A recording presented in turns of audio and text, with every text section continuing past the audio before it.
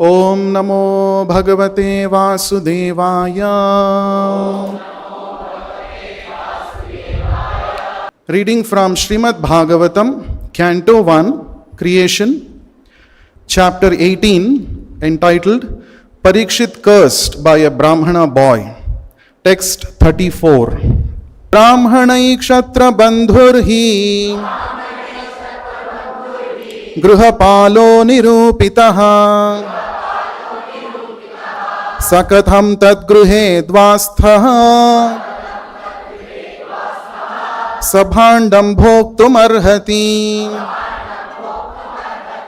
Translation and purport by His Divine Grace A.C. Bhaktivedanta Swami Prabhupada. Translation. Shringi continued to say, the descendants of the kingly orders are definitely designated as watchdogs, and they must keep themselves at the door. On what grounds can dogs enter the house and claim to dine with the master on the same plate?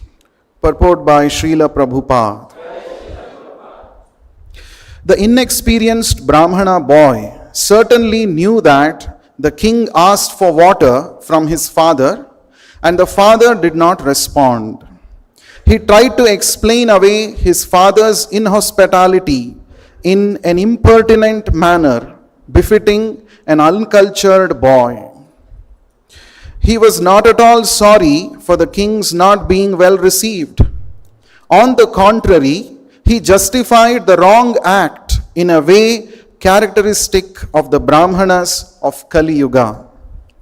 He compared the king to a watchdog, and so it was wrong for the king to enter the home of a Brahmana and ask for water from the same pot. The dog is certainly reared by its master, but that does not mean that the dog shall claim to dine and drink from the same pot. This mentality of false prestige is the cause of downfall of the perfect social order. And we can see that in the beginning it was started by the inexperienced son of a Brahmana. As the dog is never allowed to enter within the room and hearth, although it is reared by the master, similarly, according to Shringi, the king had no right to enter the house of Shamika Rishi. According to the boy's opinion, the king was on the wrong side and not his father, and thus he justified his silent father. Thus ends the Bhaktivedanta purport.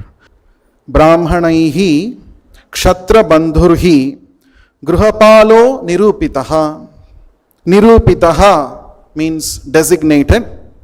It has been decided. What is the position of Kshatra Bandhuhu? Kshatra Bandhuhu means sons of Kshatriyas, the royal order. Brahmanaihi nirupitaha.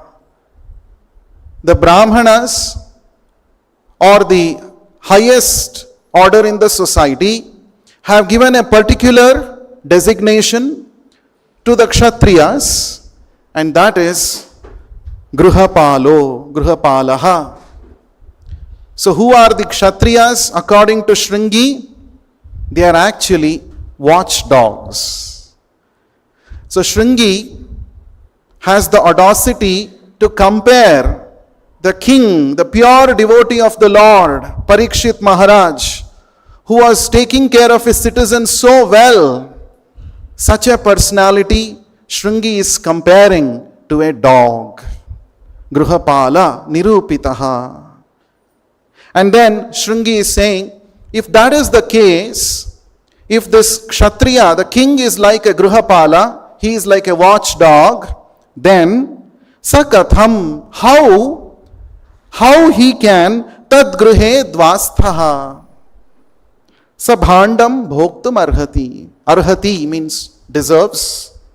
How such a watchdog, who is supposed to simply be at the door, dvasthaha. Sthaha means to be situated. Just like grihasthaha means to be situated in household life. That is grahastha. Stha means to be situated. Dvasthaha. Dva means dwara, door. So what is the place of the door of the dog who is guarding the house? Can the dog come into the kitchen, into the bedroom, and into the living room? No, according to Vedic culture, no. So today we see everywhere, all people are allowed. All kinds of creatures are allowed. But here Shringi is telling, Dvastaha. This Parikshit Maharaj, who is a Grihapala, his position is Dwara.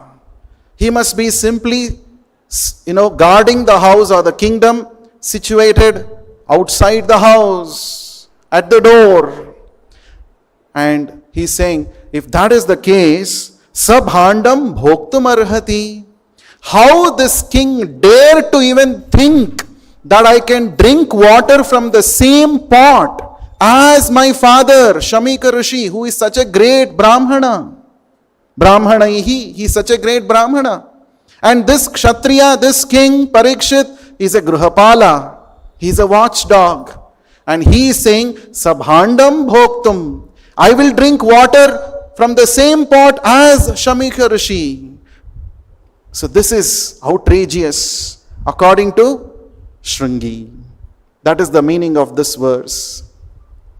So, just last week, in folk, we had an event called Friendship Unlimited on the occasion of Friendship Day. And on that occasion, we had a wonderful theater play put up by the folk members. And that play involved showing the distinction between material friendship, which is ordinary, and spiritual friendship with Krishna, which is extraordinary. So we had two parts in the play. The first part talked about the friendship between Drona and Drupada. And we know how Drona and Drupada promise each other that we will help. Drupada says that I will help you when it is needed. But Drona, when he is in need, when he comes, Drupada denies to even agree that he is my friend. He says, we are not equals. How can we be friends? And he sends him away. And that leads to many other terrible things happening, which take shape as the story of Mahabharata proceeds. But then we have another great friendship described in the Bhagavatam, the friendship between Lord Krishna and Sudama. And here also Sudama happened to be a poor Brahmana, but when he comes to Krishna's palace in Dwaraka, and as soon as Krishna hears the name of Sudama, he runs out of great affection personally and he goes and hugs Sudama in front of everybody, much to the astonishment of all the residents of Dwaraka. And without asking, Krishna gives unlimited wealth to Sudama. So we were doing this play, and since I was involved in the play, back in the green room, I was just before the drama, we were doing final touch-up, makeup and, costumes of the different roles, different characters. So the first scene was Drona Drupada, childhood scene. So in few minutes they were supposed to go on the stage. Small boys, childhood scene. So I was seeing something is missing. Something is missing. Okay, we have dressed them very nicely. They are looking like young Gurukul students, Gurukul boys. But something is missing. What is that? Then I thought, oh, the sacred thread is missing.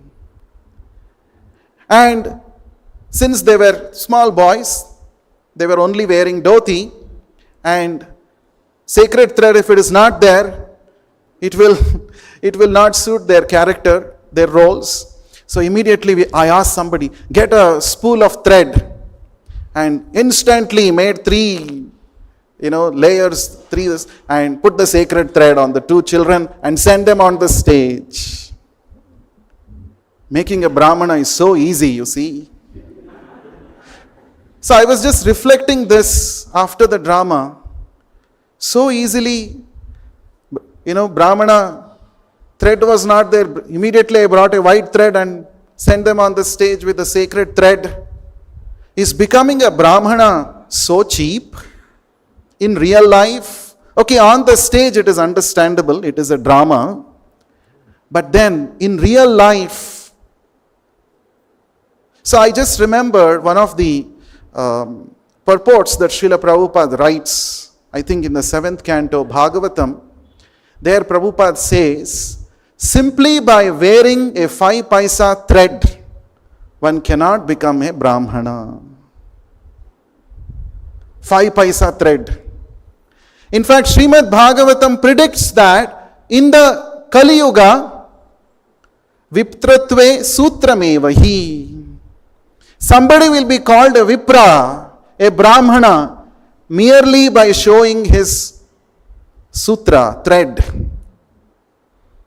You see, unfortunate situation. So a Brahmana is not just a person who is wearing thread and flaunts it everywhere. See, I have this thread, so I am a Brahmana. No.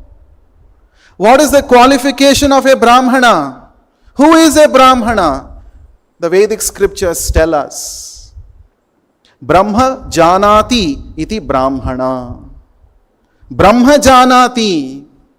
He must have knowledge about the absolute truth. Then he is a Brahmana. Merely by taking birth in a particular family, one cannot claim that he has become a qualified Brahmana. This is a very important thing that Srila Prabhupada brought about many times when he was talking about the importance of Brahmanas. In fact, Srila Prabhupada says that our movement, the Krishna consciousness movement, the ISKCON society, is meant for creating first-class Brahmanas in the society. It is meant for creating first-class Brahmanas. And what is the meaning of first-class Brahmanas? Simply wearing a thread? No, not at all. One must actually be acquainted with the knowledge of the absolute truth. And one must also be busy in engaging activities connected with the absolute truth. Then he is a Brahmana. So, Brahma janati iti Brahmana. So, there are various qualifications of a Brahmana that are listed by Lord Krishna himself in the Bhagavad Gita. If you study, towards the end of the Bhagavad Gita, Lord Krishna is giving what are the 4 different social orders.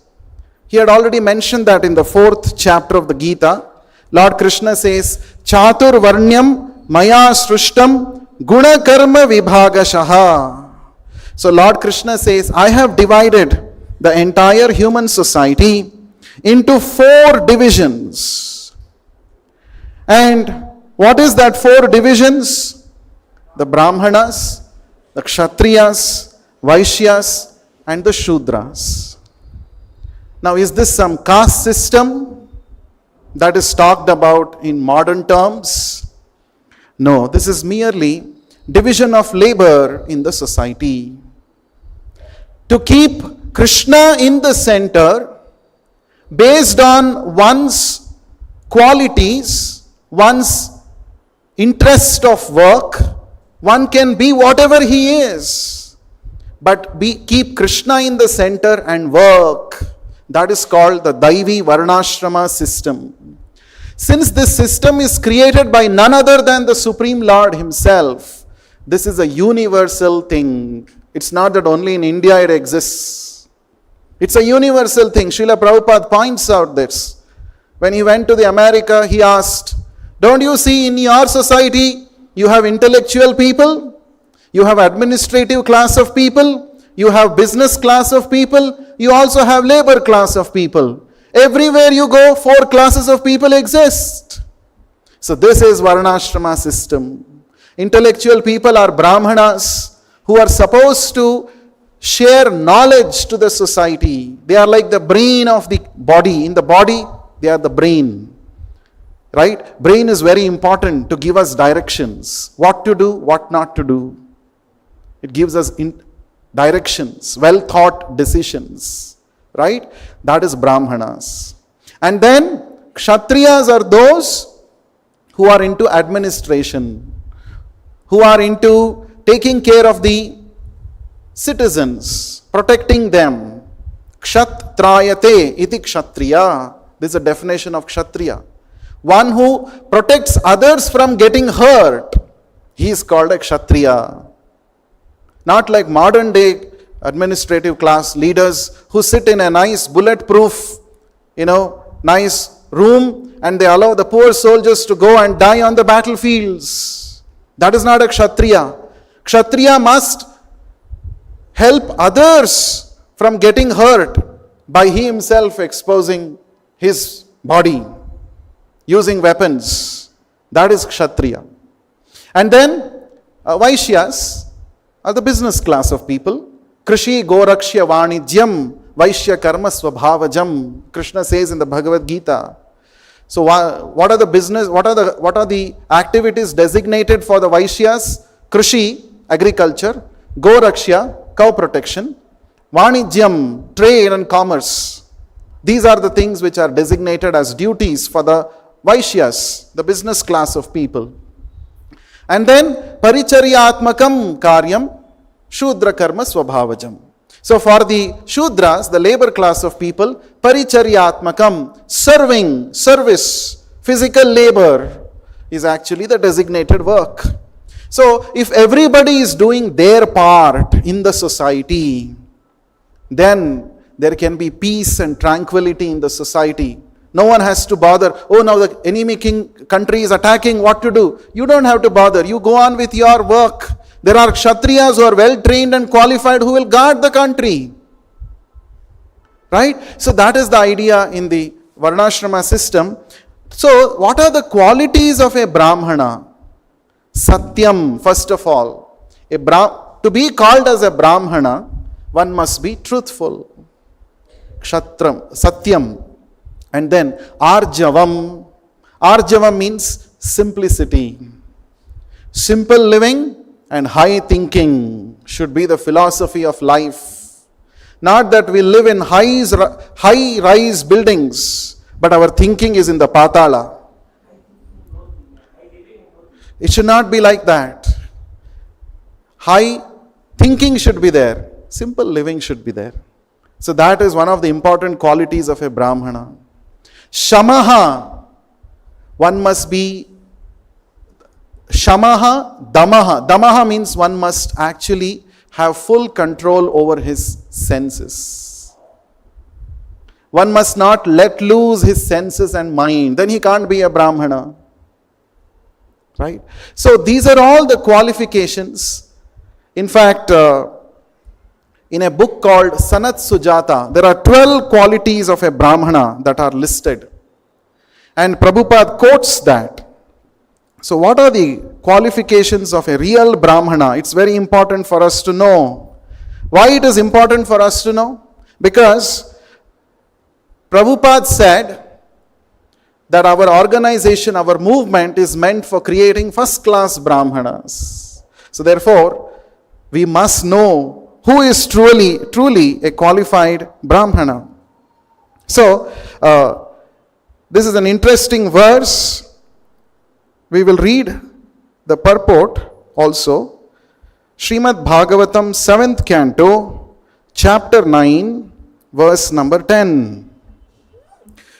So, Prahlad Maharaj is offering prayers to Lord Narasimhadeva, and he is saying, if a Brahmana has all 12 of the Brahmanical qualifications, but that we'll come to that later. So what are the qualifications of a Brahmana? So Prabhupada says, in the Sanat Sujata, there are qualifications of the Brahmana explained. The work, the activities of a Brahmana. What are the activities of a Brahmana? First let us understand that. Then we will be able to appreciate the qualities corresponding to that. So, yajana, right? Yajana, yajana.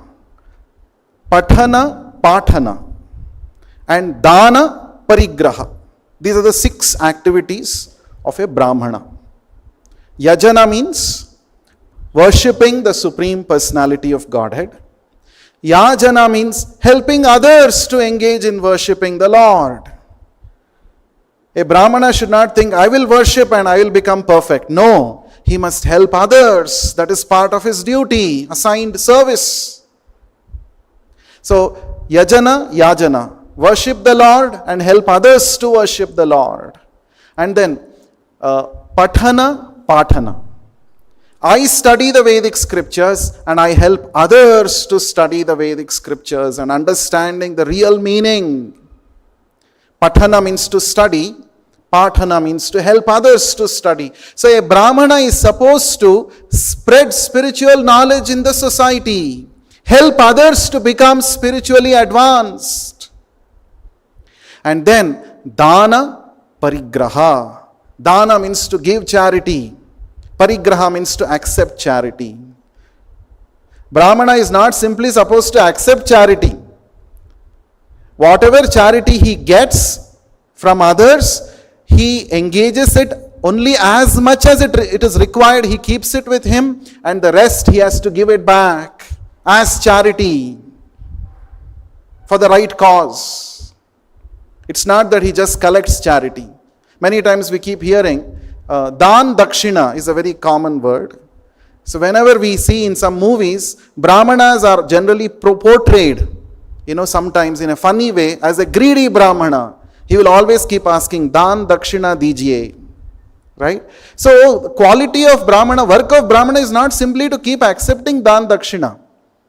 It's not that I'll show my sacred thread and keep accepting as much as possible. No, that is not the idea. The idea is one accepts as much as required for him, for his purpose of serving the Lord, and the rest he actually gives it back to the society. Srila Prabhupada gives the example of Chanakya Pandit, who was also a qualified Brahmana. And even though he was playing a very important role in the kingdom of Chandragupta Maurya, in the Mauryan kingdom, and even though the king offered him a big palatial building for him to stay, Chanakya denied. He said, I don't want to stay in the palace. So he preferred to stay in a humble cottage outside the palace. But he was guiding Chandragupta Maurya. He was guiding him on the principles of Vedic understanding.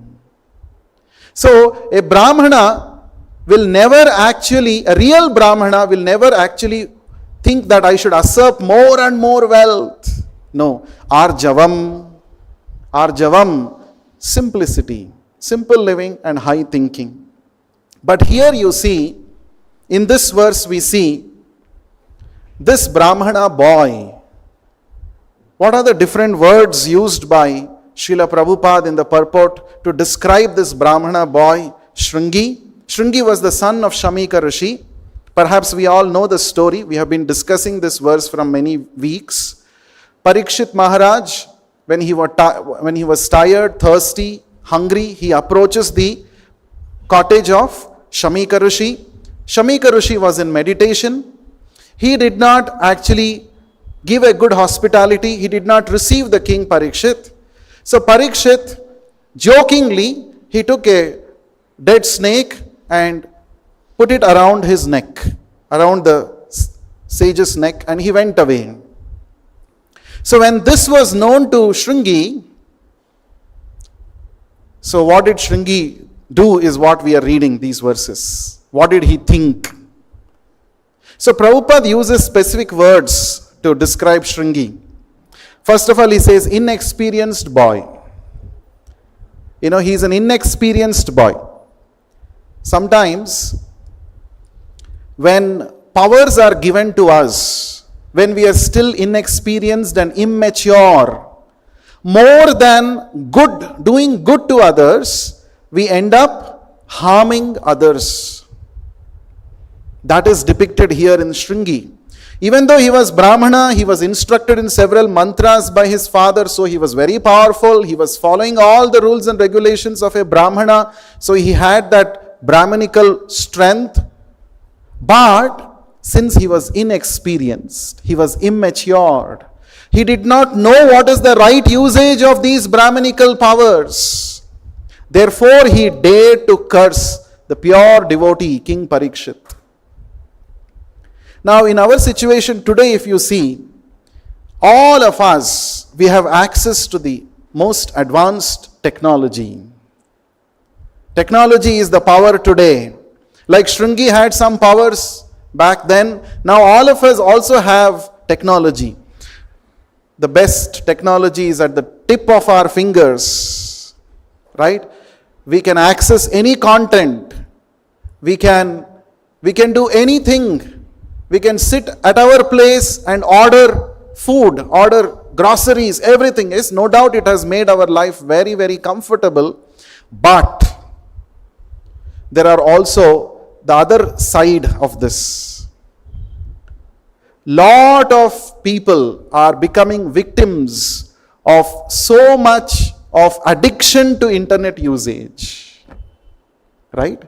So there is power, but since we are not qualified to use the power properly, we are not trained, see, we misuse it and bring harm to ourselves. So just like Shringi had powers and he misused it to curse a pure devotee, what we are doing, this power is there, but we are not qualified to use it properly. So lot of people becoming victims of the smartphone addiction. Smartphone is supposed to make us smart, isn't it? But it is not making us smart, it is actually making us dull, dumb. It's a fact.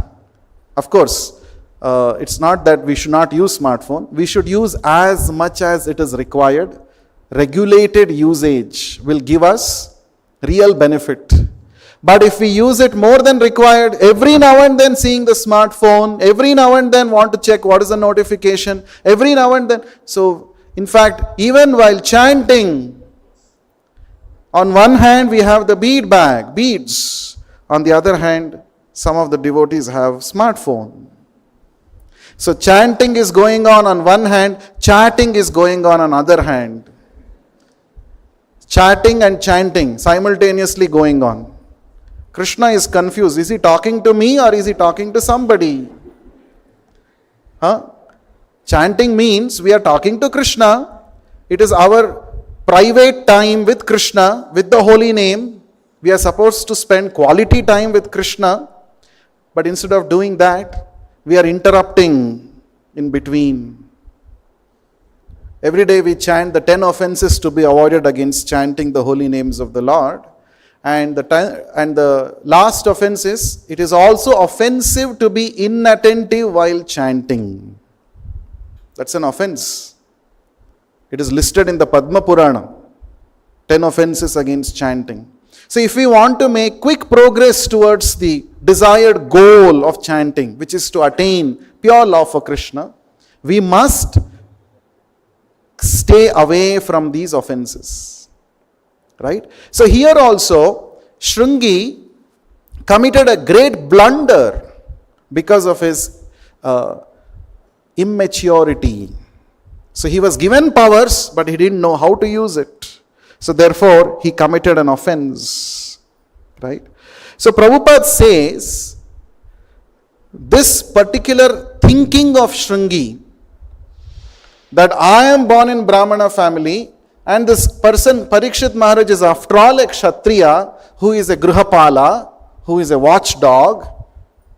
Therefore, I can command him, I can curse him.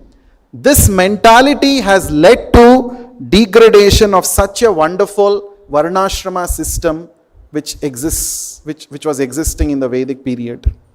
This is the beginning of downfall of the Vedic culture, Prabhupada says. Right?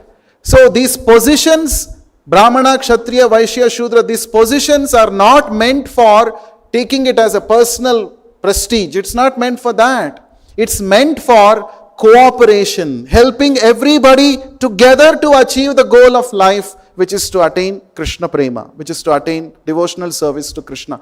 That purpose is forgotten And people think that, oh, now I am this Brahmana, now I am this, I am that. Merely going by designations.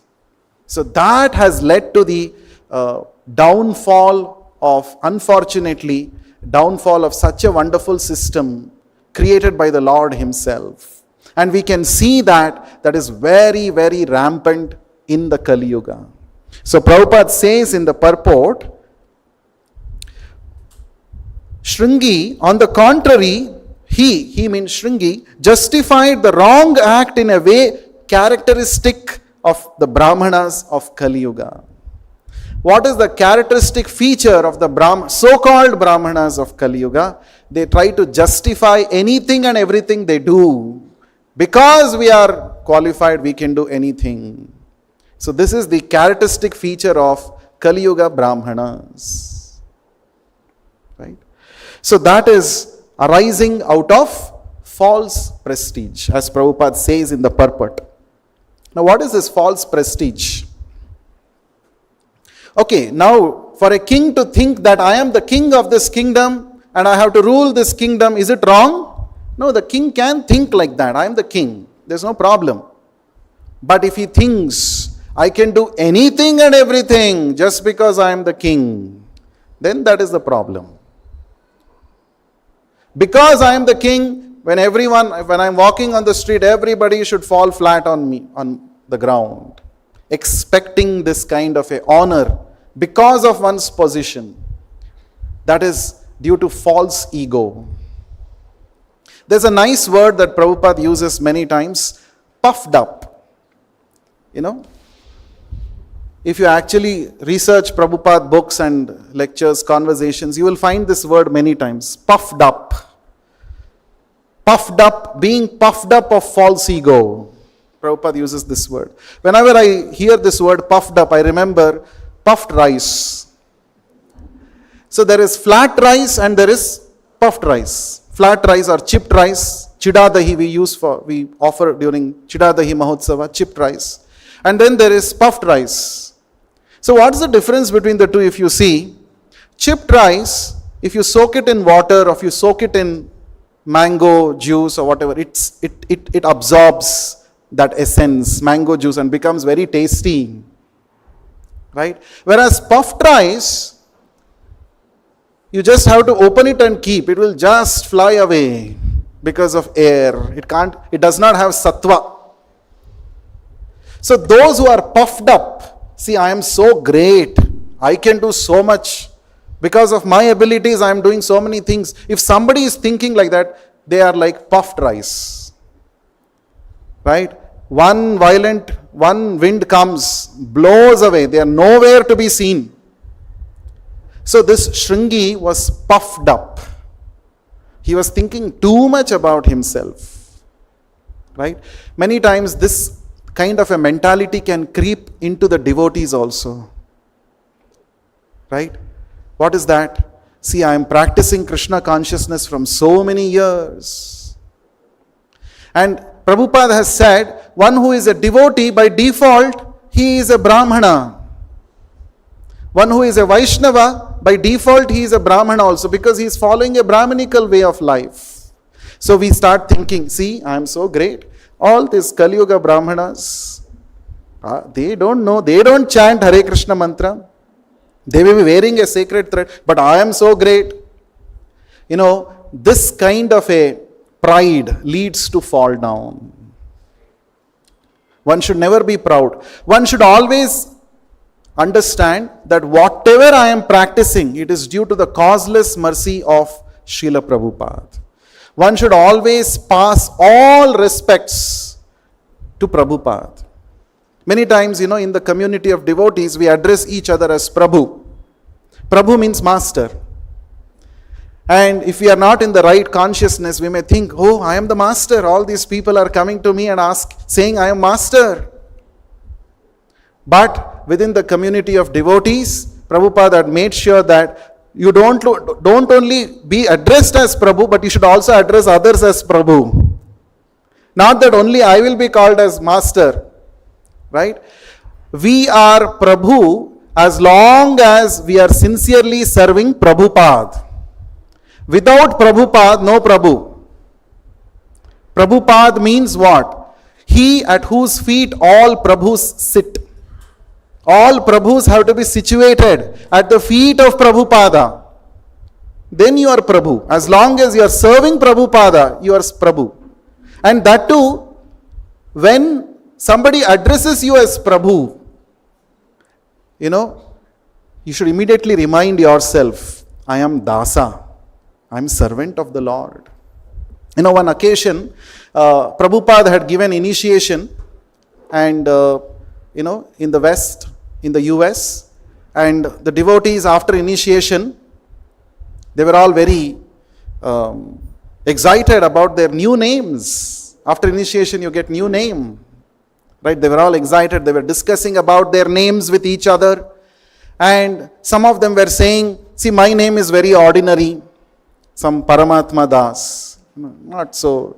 But your name, Radha Madhav Das. Your name is directly connected with Radha Krishna. Your name is so special, very intimate to the Lord. My name is Paramatma Das. So I don't know, people think there are gradations in names also. But Prabhupada overheard this. Devotees thinking like this, oh, my name is so special, your name is... Prabhupada immediately came and said, the main part of your initiated name is Dasa. Focus on that. Dasa means you are servant of the Lord. That is the main part of your name, spiritual name. Focus on that. Right? So, when Chaitanya Mahaprabhu was offering prayers to Lord Jagannath, Chaitanya Mahaprabhu prayed very nicely. What did he pray?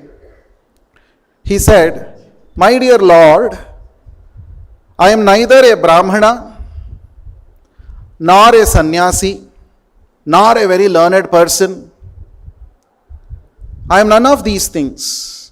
He said, Gopi Bhartru Pada Kamalayor Dasa Dasa Anu Dasa. I am servant of the servant of the servant of the servant of your Lordship, the maintainer of the gopis. Right? That is the mood Chaitanya Mahaprabhu is trying to teach us. On the contrary, material thinking is what? I want to lord over everything. I want to become bossadi boss. Right? I want to become boss of the boss. Right? One person to lord over is not enough. I want a big group of people. I want to, create more followers. I want to become their boss and rule them. That is the material mentality. But actual spiritual humility is, I am Dasa Dasanu Dasa. I am servant of the servant of the servant of the Lord. Chaitanya Mahaprabhu did not say, I am servant of Krishna. He can say at least, right? Krishna himself who came to teach us by his own example how to be a servant. He could have said, I am a servant of Radha Krishna. He didn't say that. He said, I am servant of the servant of the servant of the Lord. You see? That is the mood which is very, very important that all devotees should maintain. So, this false prestige is also called holier than thou attitude. Holier than thou. It's an expression in English. Holier than thou means I'm great than you. Why? Because every day I'm chanting Hare Krishna mantra 16 rounds. These karmis, they are useless people. I am great. This kind. So it may appear that, oh, I'm a devotee, what is wrong in saying like this? No. But the underlying principle is what? To show that others are inferior to me. I am great. See, it is because of this mentality that the Varnasrama system degraded in Kali Yuga. Instead of having a cooperative mentality among the four orders of life, when each person tried to exert his influence and assert his position superior to others, then it started degrading. So, among the devotees, we should not have this kind of a thinking. Right? So, there are various examples of how false prestige can actually bring us down. Daksha Prajapati Perhaps we know about Daksha Prajapati. About him it is described in the 4th canto of Srimad-Bhagavatam. And Daksha Prajapati, he was Prajapati, means he was appointed by Lord Brahma as the progenitor of creatures in this world. So he was having a very big position. But in an assembly, he was too much disturbed when everybody rose up as he entered, and Lord Shiva did not rise from his position. Right? He was puffed up. Right? Puffed up. Everybody should respect me. Why? Because I am Prajapati. Right? So, we should understand, our actions are more important, not our positions. In the material world, more importance is given to positions, power. After getting all that position, name, fame, what are you actually doing in your daily life? That is more important. Isn't it? See, Daksha Prajapati definitely had a big position, but look at his mentality. Lord Shiva, who is worshipable to all the devatas, just because he is his son-in-law, he is expecting Lord Shiva should also rise. So when we are too much conscious about my position, how others will perceive me, we lose the basic discrimination. We lose the spiritual knowledge. And everything appears to be, a competition. Who is great here? Right? Another example with same Lord Shiva, another demoniac personality, Ravana. Ravana had 10 arms, right? Or 10 heads. I was just testing if you are listening carefully. Yeah. Ravana had 10 heads. So he was a heavy head person. Right? So once he went to Kailasa and he said, who is this Lord Shiva? Let us see. Many people say that Ravana was a great devotee of Lord Shiva. But let us examine this situation. After that, your perspective about Ravana will change. So Ravana said, who is this Shiva? Let us see. And I will show my might to Shiva. So what did he do? He wanted to lift Lord Shiva along with his Kailasa. Not as a Vahana Seva. He did not do Vahana Seva, Brahmotsava Seva for Lord Shiva. That was not the idea. He wanted to show his might. So he was trying to lift. So then what happened? Lord Shiva said, some fellow has come. He's thinking he's too much about himself. Let me teach a lesson. So he just pressed with his thumb. He just pressed the Kailasa. And it fell down. The Kailasa, and his hand got stuck there. He's trying his best to remove the hand. He's not able to do that. Right? And then he thought, now my might is not helping me. See, this is the thinking of demons. First, let me use my might. Might is right. That is demons thinking. And when might doesn't work, okay, I will fall at your feet. But that is not with true devotion. So, there also Ravana wanted to exhibit his Sanskrit scholarly ability. So, he composed one song to glorify Lord Shiva. There also, it was not out of devotion. If you read the song, it is too much of showing his hold on Sanskrit language, Sanskrit poetry and grammar. And then Lord Shiva said, okay, this fellow, at least he came to his senses and he forgave him. He forgave Ravana. See how Ravana's prestige, there is a prestige cooker. So prestige is like too much thinking about yourself, bhav lena, they say, right? Too much, I'm thinking about myself. So Ravana was like that. He was finally by his faults, he didn't learn a lesson even after that. He didn't know that okay, Lord Shiva, out of his mercy, he has forgiven me. But later on, he went on to challenge the Supreme Personality of Godhead, Ramachandra himself. He was thinking too much about himself. And finally, Lord Ramachandra taught him a very big lesson, which he can never forget. And no one should forget also. Right? So, that's why there is a saying, pride goes before a fall.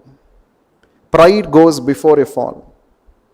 So, now human beings are also doing the same thing today in Kali Yuga. Prabhupada points out this. Humans think that we are the superior species. All other species, they are all useless people.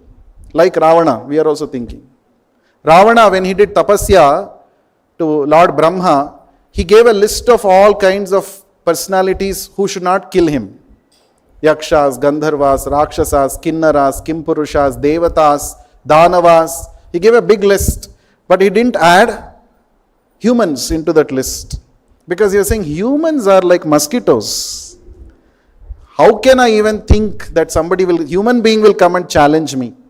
That was his thinking, That's why the Lord appeared as a human being, Lord Ramachandra. And then he taught a big lesson to Ravana. Isn't it? So, human beings today are thinking like that about other species of life.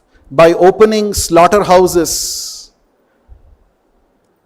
In fact, some people who are so-called religious also think that all animals are meant for my satisfaction of my tongue and my belly. So they have big slaughterhouses, mechanized slaughterhouses. Per hour they kill lakhs and lakhs of innocent animals. And they think, yes, because I am the most advanced species, I have control over all. I am so great. But Mother Nature boomerangs. Mother Nature gives it back. How? As long as there are slaughterhouses, there will be battlefields. Every now and then we have battles, wars. Isn't it? So many innocent people are dying in the wars. Why? Because we are killing innocent animals. As long as we don't stop violence against animals, it is not possible that we live a peaceful, happy life. So Prabhupada would always say this. So therefore, we should never think that, we are so great, we are so advanced. No, that is not the thinking, right? So, in the Vedic culture, Atiti Devo Bhava. A guest, when he comes to your house, you are supposed to give him treatment as good as God. Atithi means one who comes without tithi. One who comes without prior notice. Not that you send a WhatsApp message and say, I am going to come to your house. Then, actually speaking, it is not Atithi in the strict usage of the term, Atithi. So, Parikshit Maharaj was an Atithi at the house of Shamika Rishi. So, even according to moral Vedic standards, it was the duty of Shamika Rishi to give a good hospitality to Parikshit Maharaj. See, from various angles you can see. From moral standards also it was important for Shamika Rishi to give a good hospitality. Good hospitality doesn't mean you have to give chappan bhog. You can just speak a few good words, offer a sitting place, offer a glass of water. That's all. That is a minimum reception that any person deserves, one who comes to your place. Shamika Rishi did not do that. From spiritual point of view, Parikshit Maharaj was Vishnu Rata, right? He was personally protected by the Lord himself when he was in the womb of his mother. He was a sent person, pure devotee. And he definitely deserves all respect and honor, which Shamika Rishi did not offer. And then, as a citizen, king is supposed to be the representative of the Lord. Naradeva, the king is described as Naradeva, the representative of the Lord. From that angle also, Parikshit Maharaj should have been respected by Shamika Rishi.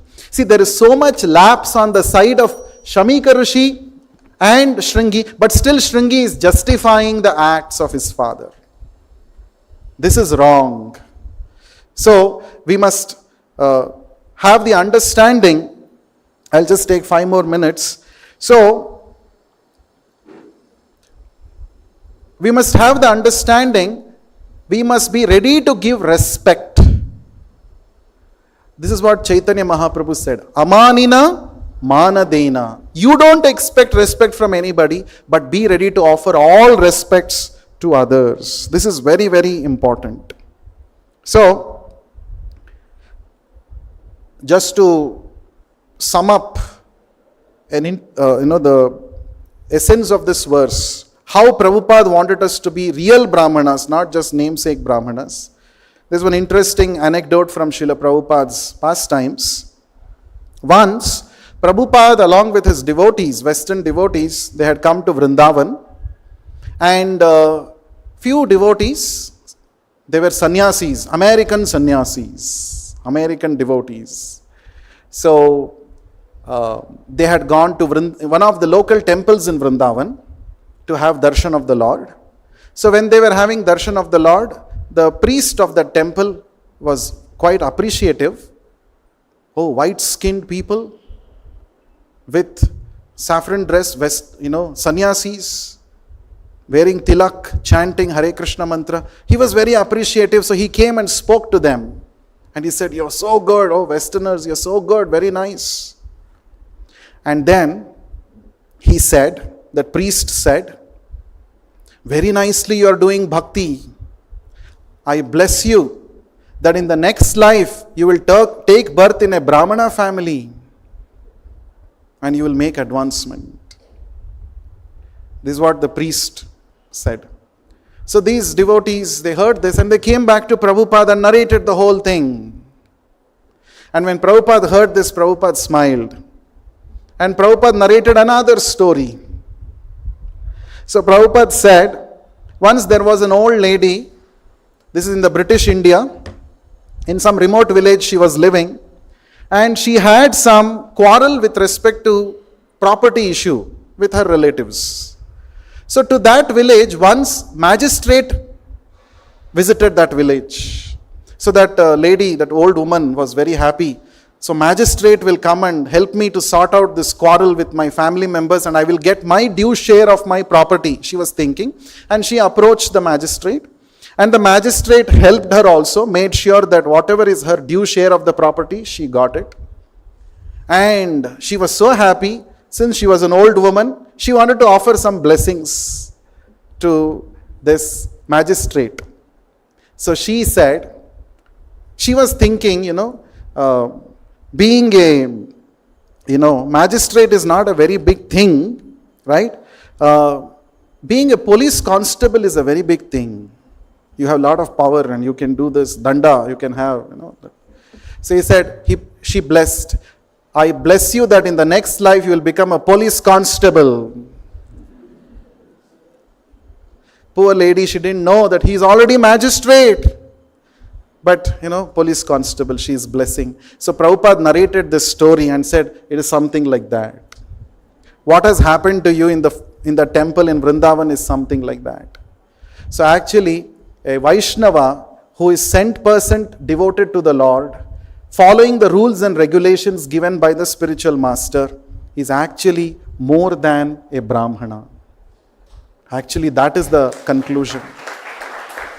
So, if we follow the instructions given by Srila Prabhupada nicely, chanting minimum 16 rounds of Hare Krishna Mahamantra attentively, and following strictly the 4 regulative principles, then by the mercy of Prabhupada, we can acquire all the Brahmanical qualifications and we can make progress more than that. Prabhupada said, a Vaishnava is an advanced Brahmana. More than that. We are not supposed to stay in the Brahmajnana level, Brahmana level. We are supposed to become a devotee, lover of Krishna. That is Vaishnava. So, let us all pray to Srila Prabhupada that, let us all commit to Prabhupada, rather, we should commit to Prabhupada that I will strictly adhere to the instructions given by your divine grace and help me become truly qualified, not just for namesake. Let me become truly qualified and let me serve your glorious mission and make my life successful. So we'll stop here. Granthara Srimad-Bhagavatam ki jai. Jagat Guru Srila Prabhupada ki jai.